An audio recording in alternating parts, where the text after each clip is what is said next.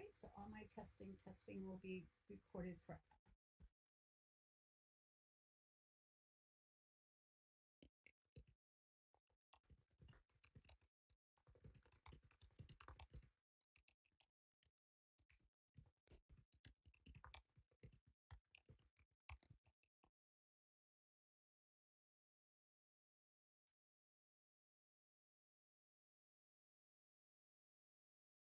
So Spiff, I'm going to move the live stream box up closer to you so you can connect to people.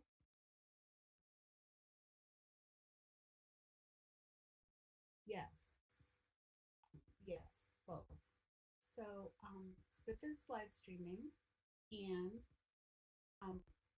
Sidearm is doing a high resolution recording, so both will be available. The live stream will be available. Spiff, right over here. I guess the live stream is available right now, right? Live. And if you click that blue box that's beside Spiff, you can get the URL for the live stream.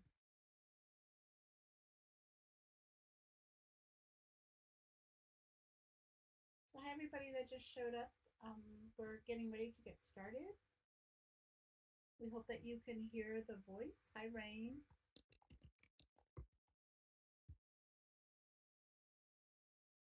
I think we'll be starting in 1 minute. How's that, Marie?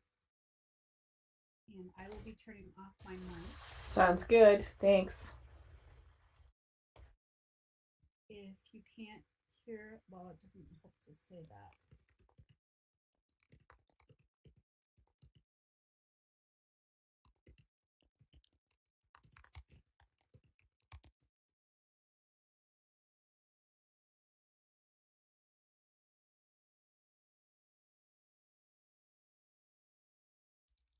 All right, so I'm going to turn off my mic and turn the speaking over to Spiff, who will do a welcome, and then Marie will take over. We ask that you type any questions or comments that you have in local chat. And Marie's going to try to watch the chat. I'm going to try to help her with that. So thank you for coming, everybody. Over to you, Spiff. All right, thank you. And thank you, Serena. Beginning of the year, Serena has put together an awesome set of tours and events for us. So this is one of our first presentations. It's been a while since we've had a presentation in this building, and I think it's a great building to have presentations. I'm really excited to have Marie give a opening presentation for the beginning of 2022. So thank you for being here, Marie. A brief introduction for Marie. I'm sure she can talk more if she'd like to about herself, but she is a former senior research scientist in VR at HP Incorporated, and she's now an associate professor. Congratulations. I think this is a new gig for you at systems engineering at Colorado State University. So Marie is going to be talking about tonight with social virtual reality as a platform for teaching and training. So really high powered presentation of something that I think we've all been interested in, and Marie's kind of at the forefront of AR, MR, and VR. So with that, I'm going to turn it over to Marie because she's the one we really want to hear about. So Marie, thank you for joining us, and thanks everyone for coming. Thanks so much. I really appreciate this opportunity. So I'm just going to start out by saying what I'm presenting tonight is the course that I'm going to teach. I'm teaching a course starting next week or the week after, and this would be one of the first lectures that I'm going to do. And then the other thing is that all the images in this presentation are actually my images that are from Israel, from when I used to live there. So today what I'm going to talk about is I'm going to talk about sort of the syllabus and how I'm going to run this class. And then I'm going to give you guys some definitions on different realities. I'm going to talk about what are some of the different social virtual reality worlds, what makes an experience engaging in these environments, and then what is the criteria for making these educational and training experiences engaging. And then finally, we're not actually going to do a field trip to Mozilla Hubs and Frame, but I will be, that for my class, that's what I will be doing. So a little bit about me. I was at HP Labs for 21 years, and in fact at HP for 34.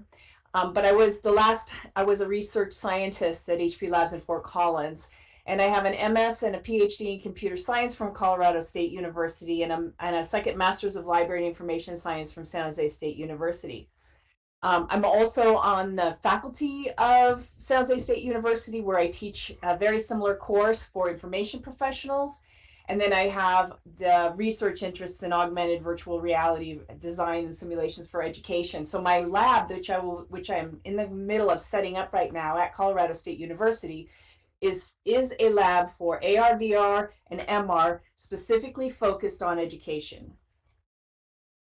So here is my syllabus. It's a 16-week course, and I'm not going to read you all of this, but basically what I'm doing is I'm giving, for the first 6 weeks, I am giving the class basically is 3 hours a week. So I give for the first half of the class, I give a lecture, and then on the second half of the class, we all jump into one of these social virtual reality platforms together, and we explore them, and we talk about what are some of the affordances of those worlds for what kinds of education. So we'll have the main thing on this course is there's a project at the end that will be an implementation of an educational or training experience that each student will choose for themselves based on their own domain expertise and what they're interested in. And so for the last two actual class sessions, the students are going to give presentations, and then they're going to let us go into their worlds as a class to see what it is that they've done. And then finally, I will grade their project based on several things like their requirements document, their design, their learning assessment, and their test plans. So they have these 4 different major homeworks that will be done during the course of the semester, and at the end they turn in the project. But the other nice thing is that we will have a lot of discussions going on about what we're seeing and what, questions and what have you. So that's the syllabus. Now, as I said, the first 6 weeks we visit a different social VR platform, and then the second half of the class we get to experience those platforms, right? And the other thing is I make absolutely sure that all of those platforms have a desktop version. And this is an accessibility issue because we don't want to necessarily keep students from being able to participate because they can't handle actual VR, and also because they may not actually be able to afford a VR headset. So the one thing that I do and I'm going to show you a little bit later what that criteria is, but I present this set of criteria during the very first lecture, and that's the criteria that the students will use for determining their projects and what particular platform they're going to actually use for their project. Now, the project implementation is 30%, and the supporting documentations are 10% each. And again, there's a requirements document, a design document, a learning assessment plan, and a test plan. And they basically have to show me at the end when the project is due that they've actually run their test plan. There's also 5 discussions, which are a total of 10%. And basically these discussions are a way for them to talk to each other and to me about how these criteria are applied to whatever platform that we have visited during that week. And that gives them a really good idea of what I'm looking for and what are the limitations of each one of these platforms. Because when you've got these students kind of discussing all these things, a lot of issues do come up. Okay, and so here is the recap of the grades. The project, yeah, it is the largest part, but because they will have done all the supporting documents and will have gotten feedback from me way before the implementation is due, it's not really that big a part of their grade. They will, as I said, they will have to do a presentation, and that's going to be a big part of their grade as well. And that's also just to give them some experience actually doing presentations. So then I have this, then I will give them, there's no required textbook. We probably need to write that because it doesn't really exist yet at this point. But what I'm going to do is I'm going to hand out a lot of documents that are related to social VR platforms. So I've been frantically trying to come up with, since we are going to be visiting 6 different platforms, I've been writing these large sort of handouts for each virtual world to try and get the students up and running inside these virtual worlds. And based on prior experience, excuse me, well, let me back up, give you a little bit of an idea about who my students are. This systems engineering is a graduate program. There is no undergraduate in systems engineering, so all the students are either master's or PhD students. And most of them are sort of mid-career, and a lot of them come from industry around in Colorado and actually outside, because the program can be online, and we have a lot of students online. And it turns out that for systems engineering, we have the largest PhD program at Colorado State with most students, and it's actually pretty daunting. I just started in August, but anyway, the point is that since this is experimental and there's really no, other than having papers, there's really no sort of textbook yet for this. So that's what I do for them. I just give them papers to read, and a lot of times I'll give them optional papers as well if they're interested in a specific level. So then, okay, so this is just like some more of the readings. I have a lot more readings than this actually. Okay, so now I'm going to transition. So that's my class, and now I'm going to transition into this is what I'm going to present to the students. So we start with different realities, and basically for AR, VR, MR, or mixed reality, that there's a continuum, right? There's the real environment in which we live our everyday life, and there's the virtual environment. For example, what we're sitting in here right now is a virtual environment. It's completely closed off. We're not seeing anything in the real world other than our computer. In between that, you have augmented reality and it's something called augmented virtuality. VR basically shuts out the real world, and AR actually puts digital content in your real world. But the difference between AR and MR is that you can actually manipulate objects, digital objects, in the real world. And this is a fairly new area, and people are still really trying to define it at this point. So, unfortunately, there's usually a whale jumping out of that, out of the floor of this, what do you call it, gymnasium. But anyway, augmented reality bridges the gap between virtual reality and the physical world. And the digital information appears to be part of the real world. So, for example, heads-up display on your on the car is augmented reality, because it's updating as you're driving along.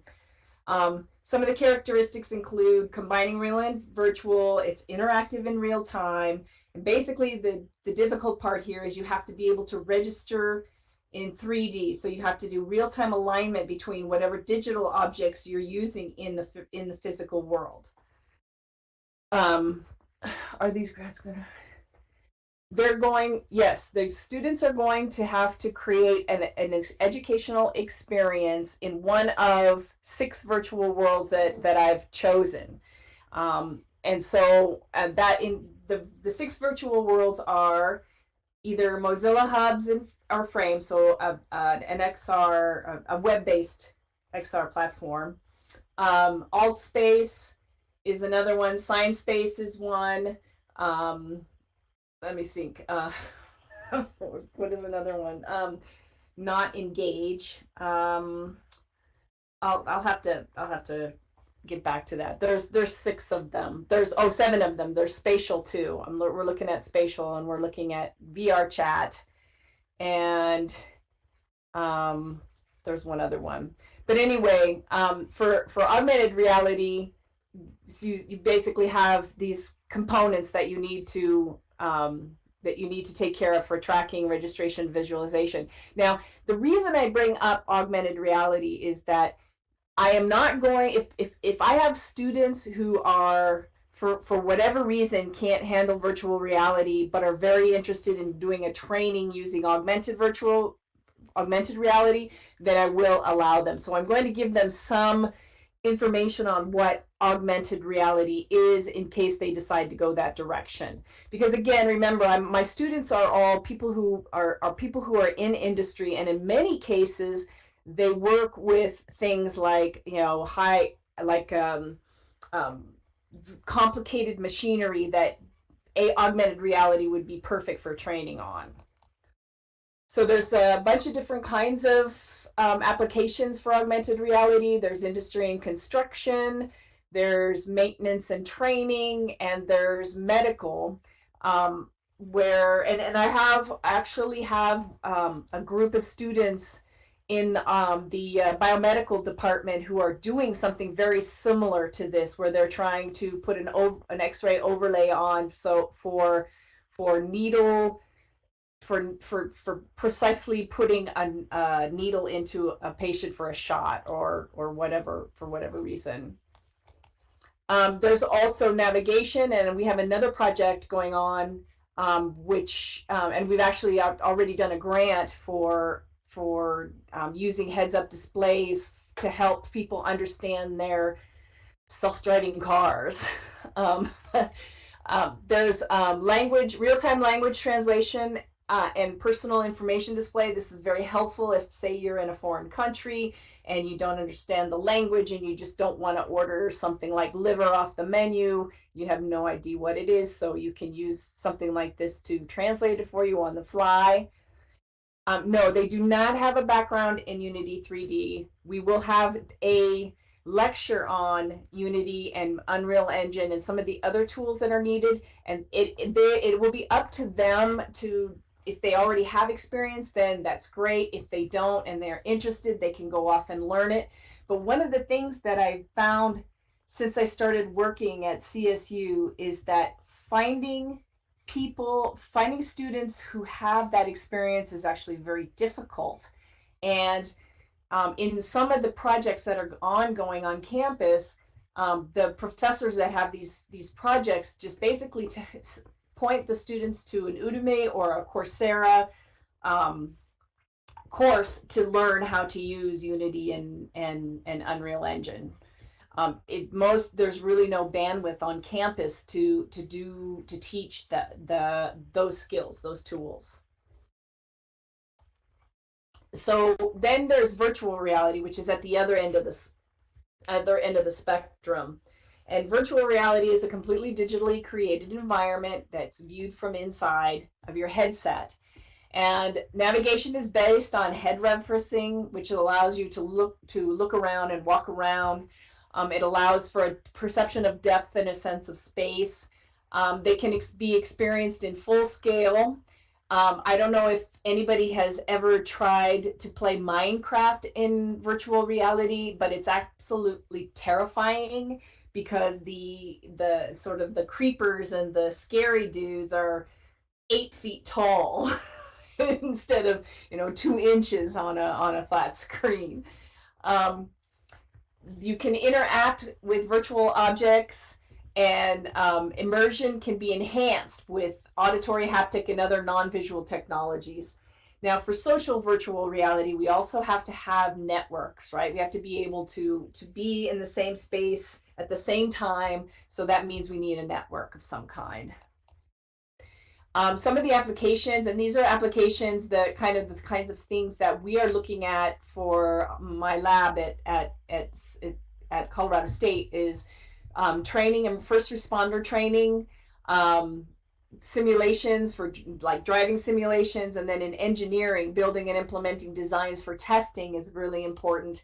And then doing things like assessing faults and structural weaknesses, for example, in civil engineering. And then there's mixed reality. And again, I think I kind of feel like mixed reality is one of those things where we don't really quite have that definition down yet. It's closer to augmented reality than virtual reality. And basically, it's supposed to overlay digital objects and be able to manipulate it. So for example, if you put a virtual 3D box on a physical table, you should be able to open it and look inside or move the box around or whatever. It's not an area that's very well developed, in my opinion, yet. Some of the applications for mixed reality are virtual training for police, so being able to re-experience crime scenes without actually being there. Being able to do this without contaminating evidence, doing remote guidance for construction workers, so alignment of holographic data and comparing plans against works that's actually completed. And then for engineering, civil engineerings are very large scale projects like bridges and dams, what have you. You can have walk around hologram images and be able to manipulate those images as you're, like maybe scaling spots to see if there's anything missing. Okay, so then the next thing we're going to talk about is social virtual reality worlds. Now, the definition is it's an online environment, virtual environment that can be experienced using virtual headsets, but it can also be experienced using 2D desktop programs like the one we're using for Second Life right now. And it can be experienced in real time with others. So examples are Verbella, ScienceSpace, Rec Room, VR Chat, AltSpace, Engage VR, and Mozilla Hubs. And the ones that I'm taking to my students to are Verbella, ScienceSpace, VR Chat, AltSpace, Mozilla Hubs, Spatial, and Frame. And these are just sort of pictures of, I have a group, it's called the VR Exploders Club, and every third Friday of the month, we pick a platform and we all go and experience it together and kind of hang out and play around and see if we can shoot sidearm with arrows. So here are some social virtual reality platforms, and many of you may have seen this before, but this is put together by a group called XR Collaboration, or Ignite, XR Ignite.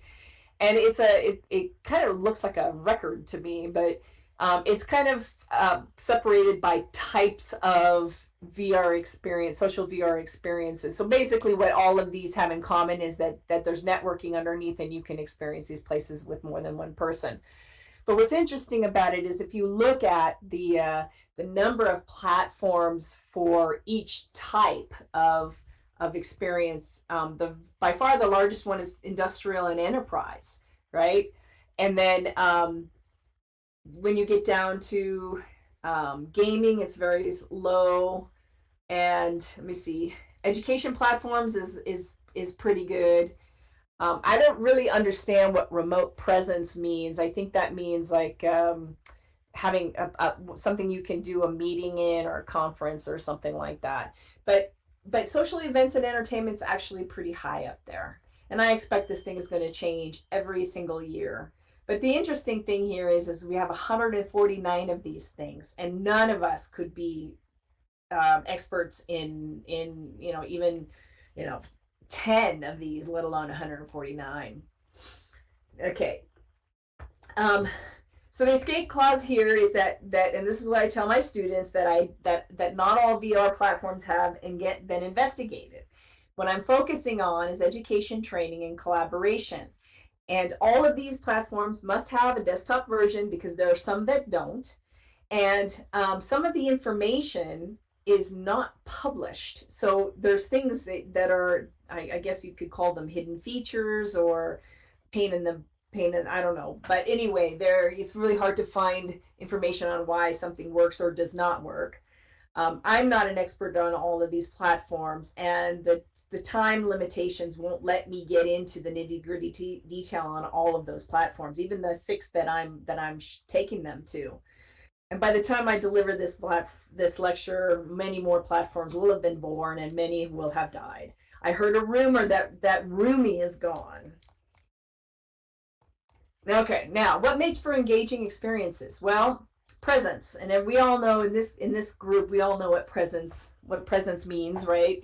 It means that, you know, it's feeling like we're all here together in the same space as if we were in the same room. There's 3 kinds of presence. One is the personal presence that makes us feel, you know, how well do we feel like we're actually in this space. Social presence is the extent to which all of you guys are here and feel like real people and not, for example, NPCs. And then environmental presence, meaning can I interact with things in this environment, or am I just sitting in kind of a 360 environment where I'm watching, you know, things go by, but I can't move anything and I can't touch anything. So an important concept for measuring the quality of a virtual environment experience is presence. So basically, the greater the sense of presence, the more engaging the experience will be. And then there's this idea of immersion, and a lot of people confuse presence and immersion, but immersion is a technical quality, right? It's how's the audio, how's the video, what's the frame rate, you know, how much of an illusion of depth can you get out of this environment? What's the field of view? When you're in a headset, you know, the wider the field of view, the more realistic it's going to be, because it's going to be more like your eyes, where you can see, you know, a certain number of degrees on either side of your head. And then there's this haptic wearable functionality. Do the tools function in a natural way? The thing that drives me crazy about virtual reality with the way things are set up with controllers is that, you know, most of these have the sort of Netflix approach to texting. You have to pick out every letter that you want to use with not using your fingers, right? Now, designing engaging experiences for education and training, what I am using, so this is the criteria that I spoke about earlier, and this is based on a survey that we at Vicara did about, I don't know, 3 years ago now, and where we asked educators in Second Life and other virtual reality worlds what they needed in order to make an engaging experience in one of these environments. And basically we asked them about things like, you know, do you need chat? Do you need voice? Do you need to be able to build on the spot? You know, and I will say that most of this criteria came out of the experience of using Second Life or Kitely, not from some of the other social virtual reality worlds, because we kind of feel that this platform is the gold standard. Not only because it's been around the longest, but I feel like there's been more educators here who figured out how to do many things that we still can't do in virtual reality. So there's several of these. And basically we asked the educators to go ahead and kind of rank these on need or must. It's a must, it's a want, or it's a need. And then what we had was the answers to this. So one of the things that we think we had something like 59 or 60 responses, so it's considered statistically significant. So this is just kind of an example of one of the questions was, how long have you been using? This is important because I feel like for the educators who have been in other spaces, they have a much better idea of what is needed. So if you look at expertise as kind of a one level, and then you look at what the answer is based on expertise is, then you find out what's really needed. So, for example, how long have you been interested? How long have you used VR? And you'll see that it hasn't been around very long, so it's not going to be a lot. But why are you interested in VR? Most people said, I'm interested because we want to be able to use it both in the physical world as well as as virtually. And as we have found from COVID-19 now, being able to deliver education virtually has become much, much more important. And this was done before COVID-19 hit. Excuse me. And then we asked, what virtual reality platforms do you use? And I don't know if you can see, the table on the right here very well, but basically this is sort of the data, right? For each one of the criteria, we asked, is it needed, is it wanted, or would be nice, or not necessary? And so once we compiled that data, then we had I think a cutoff at about 65%, and anything above 65% we considered it to be important. So we came up with this top 8 criteria, which is ability to communicate via speech and world, ability to give presentations with slide viewers. It has to be easy to get in. You have to be able to get a decent avatar. You have to have a protocol in place for harassment.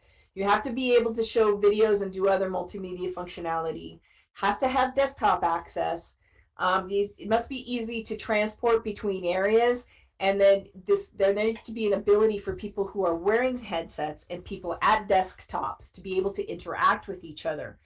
Now, this may seem really obvious to everybody in this audience, but if you go out and start exploring some of these social virtual reality worlds, you'll find that a lot of this criteria doesn't exist yet, and it's really important.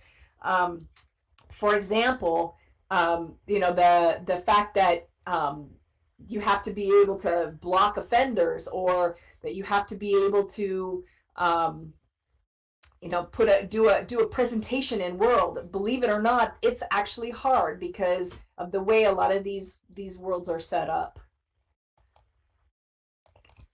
Okay, so then the next thing is identifying a workable VR platform. So after we have all these criteria, then we start out and we look at all the VR platforms out there that we know are good for education or could be used for education, and we try to find which ones we should investigate. And this particular chart is based on social VR platforms chart that Ryan Schultz put together again a few years ago. But as you can see, for example, and many of the people who have been in the VR Exploders, we've been to AltSpace, we've been to Engage. Some of these, for example, Anyland, there is no desktop version, so we can't even consider it. Mozilla Hubs is another one. We considered Mozilla Hubs to be a gateway drug because it's basically using a web browser. It's very easy to move around. It's kind of the starting point, and this is one of the first places I will take to my students so they just get an idea of what it's like to be in a 3D world. Then the other thing is, you'll notice, again, as I said before, that many of the platforms that existed 10 minutes ago are gone, and High Fidelity is one of them. Now, interesting enough, and we thought Sansar was gone too for a couple of minutes, but it actually came back online. So Rec Room is another one, and Science Space, but I am not taking my students to Rec Room, mostly because I think it's hard to get 3D content in and manipulate things there. VR chat is another place that we're going. And for many of you, I don't know if you've ever been in VR chat or know much about VR chat, but VR chat is the second life of virtual reality platforms. They've had something on the order of a few 100,000 users a day, and so it's really going gangbusters at this point. Okay, now it's break time. So this is at this point in time, and it sounds to me like I'm going to have to come up with some more slides because it's only 6:30 or 5:36. But at this point in time, I give my students a break, and then when we come back, we talk about next week's field trip. So in this case, then the next week's field trip would be Verbella. But then after we talk about how we get into Verbella, and I give them some documentation, and they are required to go off on their own, get their own accounts, download it, maybe go in for a few minutes and play around with it so they can get a feel for how it works before we all jump in together. But then on the very first one, I'm just going to give them a link. Yeah, I know you can't create in Verbella at all. But what's nice about Verbella, I have to say, it probably has the nicest user and easiest user interface that exists out there. So it's very easy to get in and start moving around and looking at things. What I think you could do in Verbella is do presentations. So if your training experience is just to give a presentation, then it's probably fine. Yeah, it's a good business tool. So what I do is when we come back from break, I give them a URL, and then we jump into Mozilla Hubs, and then I have a list of places where we will go. So San Jose State University iSchool has their own build. I've done one for VR Exploders, and I've done another one for the work of my students from San Jose State University. And we'll just hop around, and they'll get a feel for what it's like to be in these virtual worlds. And then from there is a link to the Vicara and I think CVL frame, which is iLearn's, or no, that's Verbella's web-based thing. We'll go there. And so it's just like sort of a gentle introduction for students to kind of get a feel for what is a virtual world, how you move around. The nice thing about a lot of these platforms is that the way you move around is the same. WASD keys or arrow keys if you're on desktop. Then the other issue is that I am not going to try at all to tell everybody how to use each one of these platforms in whatever headset they have. So, they could have a Quest, they could have a Vive port, they could have an HP Reverb. I don't know. I have decided that I'm going to. I think they're mature enough to go figure out how to use their own controls.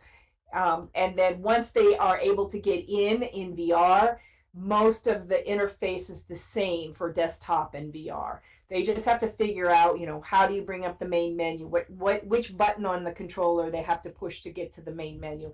I think we could waste a lot of time trying to teach them how to use their own headsets. I don't think it's feasible at this point. And that's pretty much it. And can take questions if I missed any in the chat. Happy to take questions.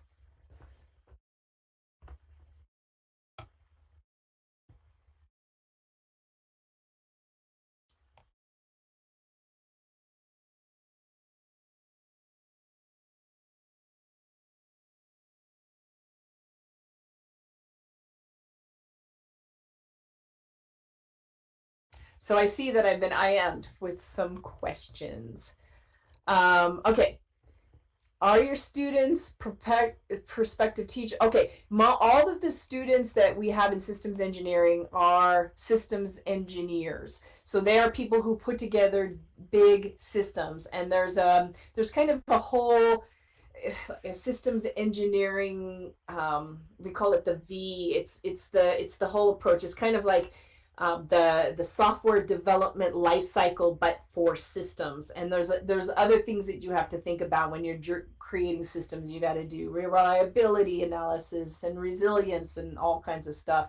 So that's one of the things that I will be doing when I'm teaching this class, is I'm trying to tie in some of those aspects of systems engineering into developing educational experiences, because many of them will take this and go back and say, well, I'm going to develop something that allows me to train my students on how to use this equipment, or I'm working with one woman from the National Renewable Energy Laboratory, NREL, which, by the way, is right near where that fire hit in Boulder last week or the week before. And she's very interested in creating a way to teach her customers how electricity works, or how the grid works, electrical grid works. So it's things like that and the thing is that I think for a lot of these worlds, you don't have to be an expert Unity programmer. I think you can, if you know how to import 3D content, and you know, you can find somebody to help you with what do you call it? Finding the interaction models. Then you don't necessarily have to spend all your time creating things from the ground up. And that's what's really, when you think about how we do things here in Second Life, we find a lot of the materials already made.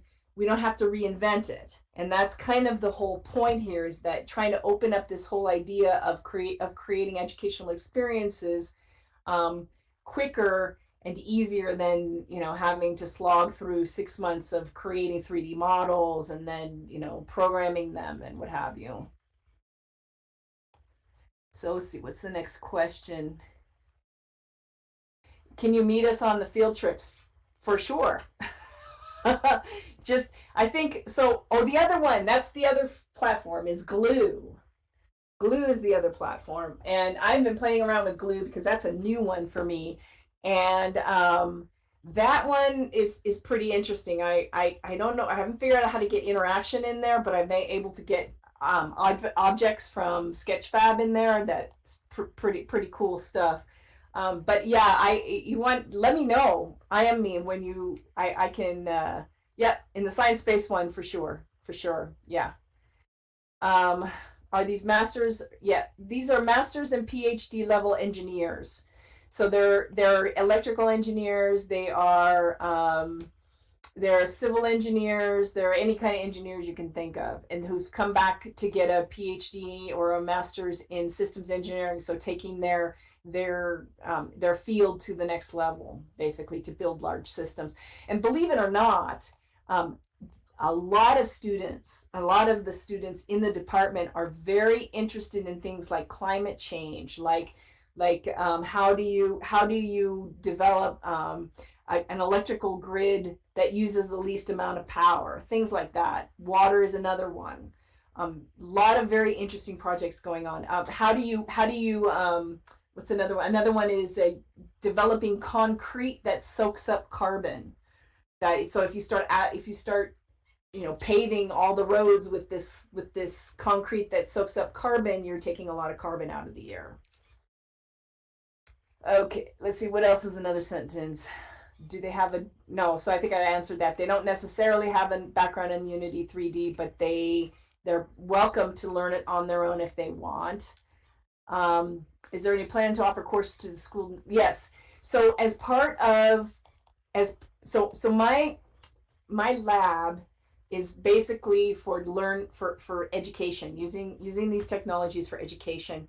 And I spent the first 3 months of my my job there is meeting people from all over campus. And we have something called the Richardson's Design Center, and they have a lab in there that it's all for using it's a VR lab, and they have headsets in there, and they are teaching design thinking and what have you. So my class is cross-listed with their certificate, their VR certificate.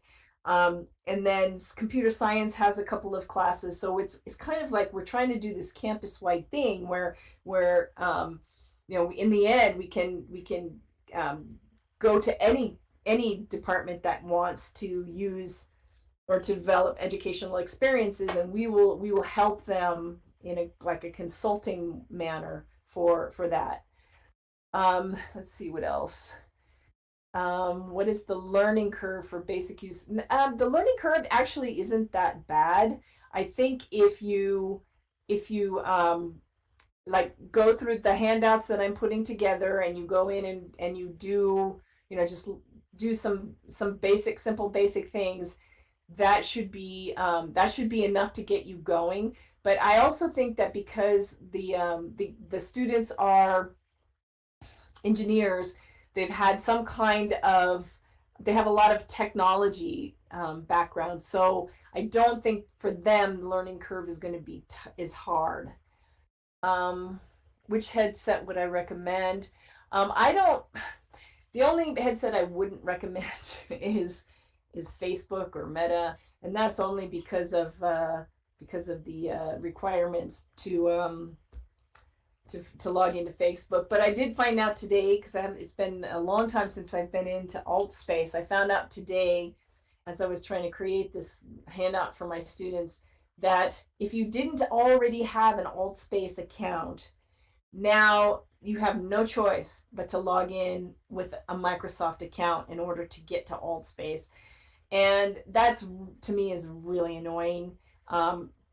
Fortunately, I have an account, so I don't have to go in through Microsoft, but I have to tell my students that they will have to have a Microsoft account if they don't already. So it's kind of the Facebook approach to controlling. Let's see. There any plans to offer a course to the school for K-12 teachers? You know what? There's no plans, but one thing I am doing is I'm working with the STEM office outreach, and we're looking at doing something with the local high schools for outreach from our. So my lab will be very involved in that. Do I have a document such as which version of Unity to use and how to upload? I don't have that documentation yet, but I would have it in a couple of weeks when I have to give it to my students. And it sounds like the environments are being used for adult learning, not K-12. Yes, for right now, that's true. But that's because it's master's and Ph.D. students.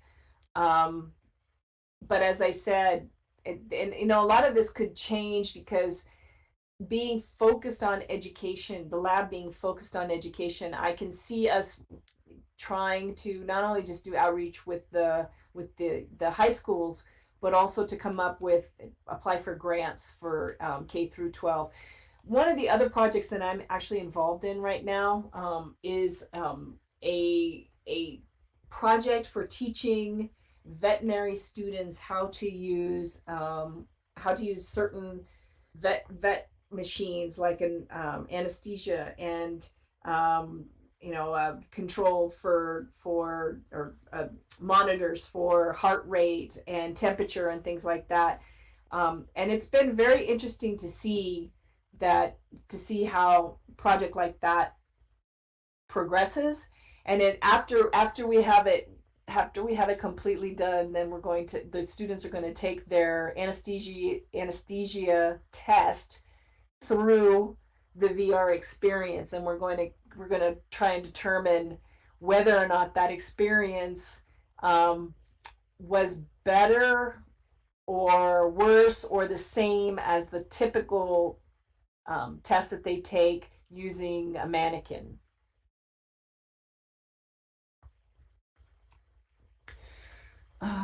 Okay, so did I answer all the questions?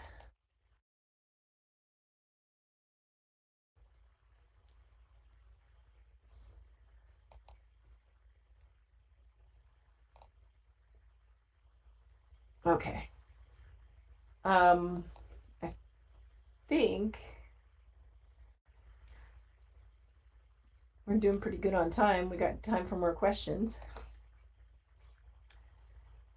Let's see. Yes, great jumper. Yes, that's another. In fact,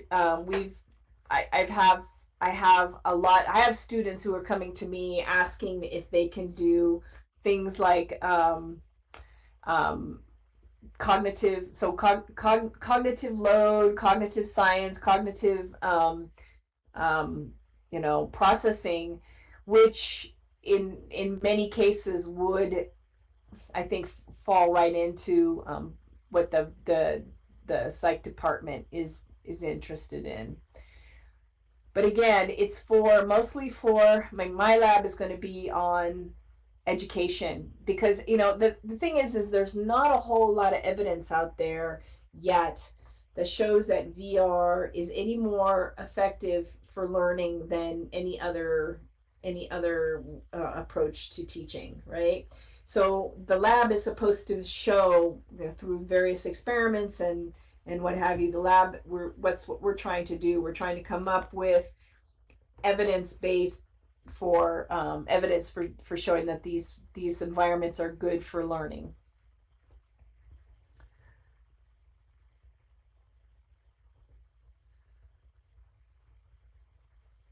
I mean, the thing is that I do not personally believe that the VR platforms are at the same level as OpenSim platforms in terms of interactability, in terms of the whole community, all of that stuff. But I believe that the VR platforms are taking notice, and all of a sudden, because of this new company Meta, they suddenly Metaverse has jumped into the public, and everybody's thinking, oh my gosh, this is such a new and wonderful thing, and all of us are sitting here going, but we've been around for 20 years. So I think now these companies are going to be going, they're going to be a lot more focused on making sure that these environments work the way they should.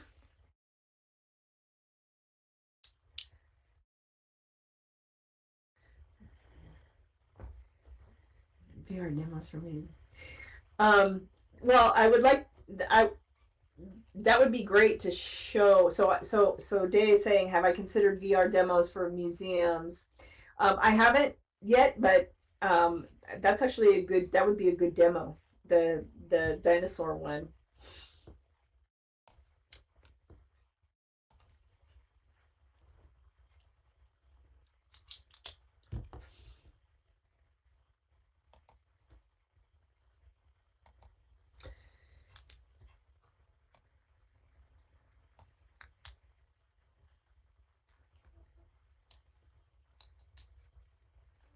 Yeah, I think I'm all caught up with questions. Anything else? I mean, I have to say I'm a little bit what is the word? Partial to my HP Omniset headset, which is a mixed reality headset. And I have been, one of the things I want to do in my lab is I'm trying to find decent equipment for the lab itself. But right now it seems to be impossible because of the supply chain issues. Been looking for months for a really good PC, and headsets.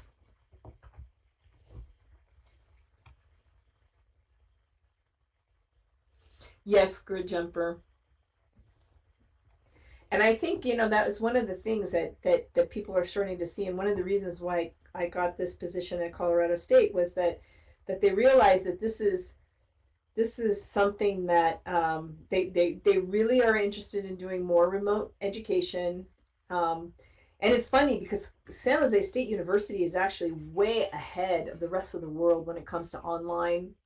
I mean, it's funny after seeing what happened with COVID-19, I realized just how far ahead San Jose State University was in terms of doing online, because everything is online there, and they have it down pat. And the other really nice thing about them, they make sure that you are trained and you know the difference between how you do things online versus how you would do them in a classroom.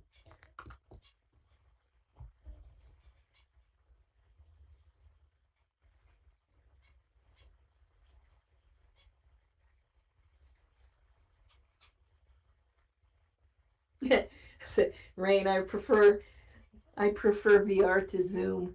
Yeah, I think most people are pretty sick of Zoom. Uh,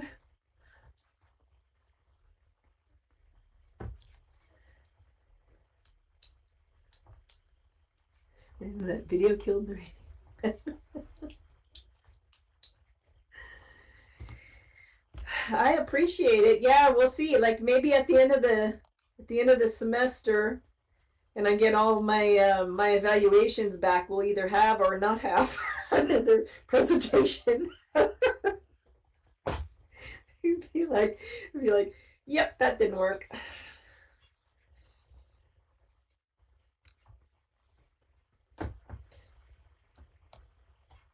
But the thing is if it goes over really well, then I'll have to teach it every year.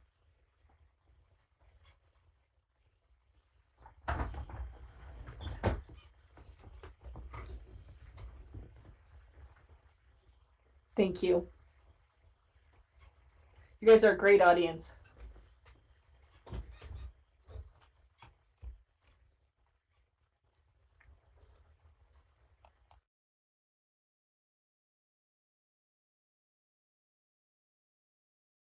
Thank you so much. A lot of good food for thought.